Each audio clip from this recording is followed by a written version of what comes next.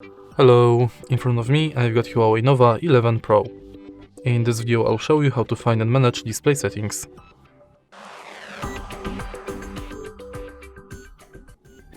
In the beginning, let's go to settings and now enter display and brightness. Right here we've got all settings for our display. Let's start with the top of the list where we can change brightness level of the screen manually or via automatic brightness.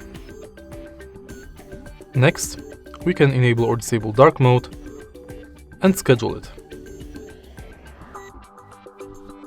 Then we can enable or disable eye comfort mode, schedule it, adjust its intensity, and enable or disable flicker reduction.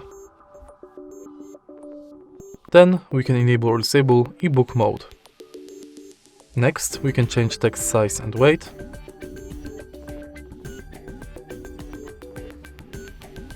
We can change display size, change sleep timeout between 15 seconds and 10 minutes, adjust color mode and temperature, change screen resolution between smart, high and low,